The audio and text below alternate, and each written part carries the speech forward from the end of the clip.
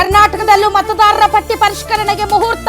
June 30ರಿಂದ 16 ರಾಜ್ಯಗಳು 3 ಕೇಂದ್ರಾಡಳಿತ ಪ್ರದೇಶಗಳಲ್ಲಿ ಎಸ್ಐಆರ್. ಪಶ್ಚಿಮ ಬಂಗಾಳದಂತೆ ಕರ್ನಾಟಕದ ಹಣೆ ಬರಹ ಬದಲಿಸುತ್ತಾ ಎಸ್ಐಆರ್. ಮತದಾರರ ಆಪರೇಷನ್. ಕಾಂಗ್ರೆಸ್, ಬಿಜೆಪಿ, ಜೆಡಿಎಸ್ ಯಾರಿಗೆ ಲಾಭ? 5.55 ಕೋಟಿ ಮತದಾರರಲ್ಲಿ ಕಳೆದೋಗೋರೆಷ್ಟು, ಉಳಿಯೋರೆಷ್ಟು? ಕರ್ನಾಟಕದಲ್ಲಿ ಕಾಂಗ್ರೆಸ್ ಸರ್ಕಾರ ಇರೋದ್ರಿಂದ ಭಾರೀ ಕುತೂಹಲ. ವಾದ ವಿವಾದಕ್ಕೆ ಕಾರಣವಾಗುತ್ತಾ ಮತದಾರರ ಪಟ್ಟಿ ಪರಿಷ್ಕರಣೆ? ಮಮತಾ ಬ್ಯಾನರ್ಜಿ ರೀತಿ ಸುಪ್ರೀಂ ಕದ ತಡ್ತಾರ ಮುಖ್ಯಮಂತ್ರಿ ಸಿದ್ದರಾಮಯ್ಯ? ಎಸ್ಐಆರ್ನಿಂದ ಪಶ್ಚಿಮ ಬಂಗಾಳದಲ್ಲಿ 91 ಲಕ್ಷ ಮತದಾರರು ಡಿಲೀಟ್ ಆಗಿದ್ದಾರೆ. ಬಂಗಾಳದಂತೆ ಇಲ್ಲೂ ಕೂಡ ಆಗುತ್ತಾ ಎಸ್ಐಆರ್ ಆತಂಕ ಯಾರಿಗೆ?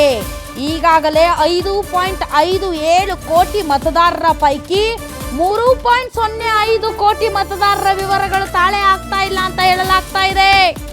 ಬೆಂಗಳೂರಿನಲ್ಲಿ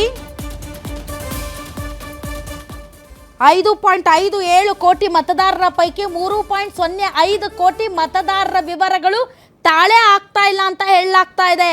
ಬೆಂಗಳೂರಿನಲ್ಲಿ 2002 ಮತ್ತು 2025 ಮತಪಟ್ಟಿಯನ್ನು ಹೋಲಿಕೆ ಮಾಡಿದರೆ ಸುಮಾರು 85.1 ಲಕ್ಷ ಮತದಾರರ ವಿವರಗಳು ಹೊಂದಾಣಿಕೆ ಆಗ್ತಿಲ್ಲ ಅಂತ ಹೇಳ್ತಾ ಇದ್ದಾರೆ.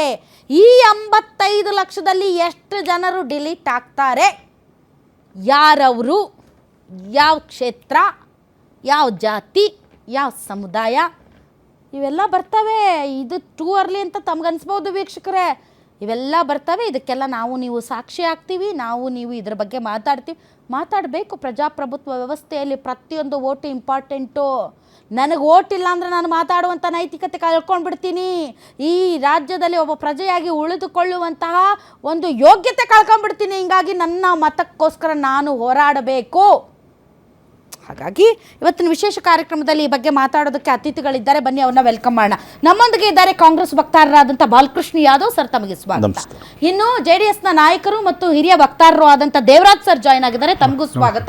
ಇನ್ನು ಬಿಜೆಪಿಯ ನಾಯಕರು ಮತ್ತು ವಕ್ತಾರರಾದಂಥ BV ಗಣೇಶ್ ಸರ್ ಜಾಯ್ನ್ ಆಗಿದ್ದಾರೆ. ಗಣೇಶ್ ಸರ್, ತಮಗೂ ಕೂಡ ಸ್ವಾಗತ. ಗಣೇಶ್ ಅವರೊಂದಿಗೆ ಈ ಕಾರ್ಯಕ್ರಮ ಆರಂಭ ಮಾಡ್ತೀನಿ, ಯಾಕಂದ್ರೆ ನಮ್ಮ ಕಾನ್ಸ್ಟಿಟ್ಯೂನ್ಸಿ ಅವರು ಚಾಮರಾಜಪೇಟೆ ಅವರು.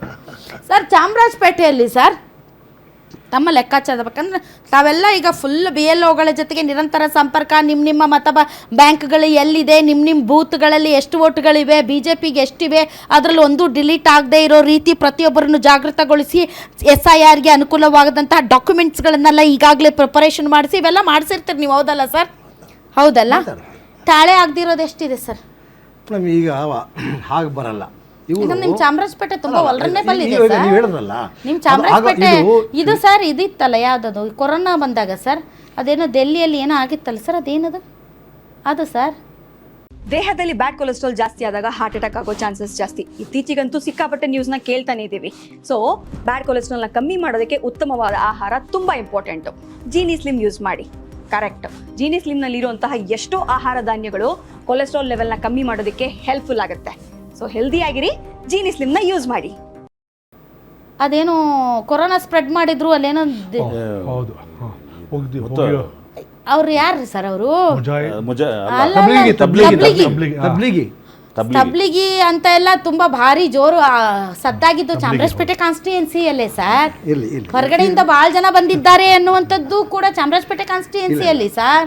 ಮತ್ತು ಇಂಥ ವಿಚಾರಗಳಲ್ಲಿ BJP ಅಂತೂ ತುಂಬ ಆಸಕ್ತಿ ವಹಿಸಿ ಅದನ್ನೆಲ್ಲ ಭಾಳ ಜತನದಿಂದ ಮಾಡುತ್ತೆ ಅನ್ನೋದು ಕೂಡ ನನ್ನ ಅಭಿಪ್ರಾಯ ಸರ್. ಹಂಗಾಗಿ ತಾಳೆ ಆಗದೆ ಇರೋ ಎಷ್ಟಿದಾವೆ ಸರ್? ನಮಗೆ ಆಗಿ ಬರಲ್ಲ. ಈಗ ಇದು ಶುರು ಮಾಡಿದ್ದಾರೆ, ಮತದಾರರ ಪಟ್ಟಿ ಶುರು ಆಗಿದೆ. ಇದನ್ನು ಆಗಸ್ಟಲ್ಲಿ 8ನೇ ತಾರೀಕೇನೋ ಅನೌನ್ಸ್ ಮಾಡ್ತಾರೆ.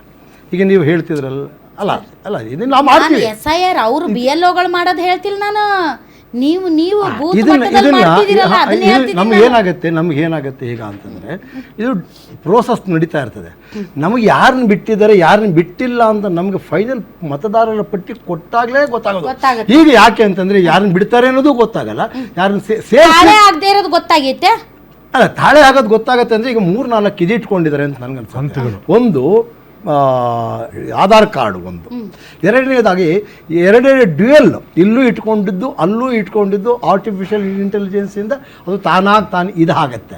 ಆಮೇಲೆ ಸತತವಾಗಿ ಈಗ ಜನರಿಗೆ ಒಂದು ಸ್ವಲ್ಪ ಇನ್ಫಾರ್ಮೇಷನ್ ಕೊಡೋ ನಿಟ್ಟಿನಲ್ಲಿ ಈ ಕಾರ್ಯಕ್ರಮ ಮಾಡಿದ್ರೆ ಈಗ ಸರ್, ನನ್ನ ಓಟು ಚಾಮರಾಜಪೇಟೆ ಕ್ಷೇತ್ರದಲ್ಲಿ ಇದೆ ಸರ್. ನಂದೊಂದು ಎಪಿಕ್ ನಂಬರ್ ಇದೆ, ಎಲ್ಲ ಇದೆ. ಸೊ ಈಗ ನಾನು ಯಾಕೆ SIR ಬಗ್ಗೆ ಯೋಚನೆ ಮಾಡಬೇಕು, ಯಾಕೆ ಅದ್ರ ಬಗ್ಗೆ ತಲೆ ಕೆಡಿಸ್ಕೋಬೇಕು ಆ್ಯಸ್ ಅ ವೋಟರ್ ಹೇಳಿ ಸರ್. Valid question. ಈಗ ಯಾವುದೇ ರಾಜ್ಯ ಆಗಲಿ ರಾಷ್ಟ್ರ ಆಗಲಿ ಒಂದು ಬಲಿಷ್ಠವಾಗಿರಬೇಕಾದ್ರೆ, ಸುಭದ್ರವಾಗಿರಬೇಕಾದ್ರೆ ಪ್ರಜಾಪ್ರಭುತ್ವ ಮೌಲ್ಯಗಳು ಬಹಳ ಗಮನಾರ್ಹವಾಗಿ ಅದಕ್ಕೊಂದು ಮಹತ್ವ ಬರಬೇಕಾದ್ರೆ ಮತದಾರನ ಮತದಿಂದ ಮಾತ್ರವೇ ಸಾಧ್ಯ. ಹಾಗಾಗಿ ಈ ನನ್ನ ದೇಶ ನನ್ನ ಅದೆಲ್ಲ ಬೇಡ ಸರ್. ಅಲ್ಲೂ ಬರ್ತಾ ಇದ್ದೀನಿ ಅಂದ್ರೆ ನೀವು ಹೇಳಿದ್ರಲ್ಲ ಒಂದು ಮತ ಬಿಟ್ಟ ನಿಮಗೆ ಬರ್ತಾ ಇದ್ದೀನಿ. ಈಗ ಇಷ್ಟು ದಿವಸ ನಾನು ನನ್ನ ಮತ ಇದೆ ಅಂತ ಭಾವಿಸಿದ್ದೆ. ಈಗ ಪರಿಷ್ಕರಣೆಯಲ್ಲಿ ನನ್ನ ಮತ ಡಿಲೀಟ್ ಆಗಿದ್ದರೆ, ನಾನು ಅರ್ಹನಾಗಿದ್ದರೆ, ಅನರ್ಹರಾಗಿರತಕ್ಕಂಥವ್ರು ತಲೆಗೆ ಹಚ್ಕೊಳ್ಳಲ್ಲ. ಈಗ ಅರ್ಹ ಅನರ್ಹ ಅಂತ ಹೆಂಗ್ ಡಿಸೈಡ್? ಈಗ ಬರ್ತೀನಿ ಕೇಳಿ. ಅರ್ಹ ಅಂತಂದ್ರೆ ಈಗ ನಿಮ್ಮದು ಚಾಮರಾಜಪೇಟೆಯಲ್ಲಿ ಮತದಾನ ಇದೆ, ಬೈ ಮಿಸ್ಟೇಕ್ ನಿಮ್ಮದು ಬಿಟ್ಟೆ ಹೋಗಿದೆ ಅಂತಲೇ ಇಟ್ಕೊಳ್ಳಿ. ಇದು ಮತದಾರನ ಜವಾಬ್ದಾರಿಯೂ ಕೂಡ ನನ್ನ ಮತದ. ಯಾಕೆಂದರೆ ನಿಮಗೆ ಅನೌನ್ಸ್ ಮಾಡ್ತಾರೆ 8ನೇ ತಾರೀಕು ನಾವು ಈ ಥರ ಇದು ಮಾಡಿದ್ದೀವಿ ಅಂದರೆ ಫೈನಲ್ ಮತದಾರ ಪಟ್ಟಿ ಕೊಟ್ಟಿದ್ದೀವಿ, ನಿಮ್ಮ ಹೆಸರಿದ್ದರೆ ನೋಡ್ಕೊಳ್ಳಿ, ಇಲ್ಲದಿದ್ದರೆ ಮತ್ತೊಮ್ಮೆ ಸೇರಿಸಿಕೊಳ್ಳಲು ನಿಮಗೆ ಒಂದು ಅವಕಾಶ ಇದೆ. ಅಥವಾ ಅದರಲ್ಲಿ ಏನಾದರೂ ನಿಮಗೆ ಮನೆ ಚೇಂಜ್ ಆಗಿದ್ದು ಅಥವಾ ಅದು ಚೇಂಜ್ ಮಾಡ್ಕೊಳ್ಬೇಕಾದ್ರೆ ನಿಮ್ಮ ಆಧಾರ್ ಕಾರ್ಡು ಕೊಟ್ಟು ಕೂಡ ಚೇಂಜ್ ಮಾಡ್ಕೊಳ್ಬೋದು. ಎಲ್ಲ ಅವಕಾಶಗಳನ್ನು ಕೊಟ್ಟಿರ್ತದೆ ಸಾರ್ವಜನಿಕರಿಗೆ.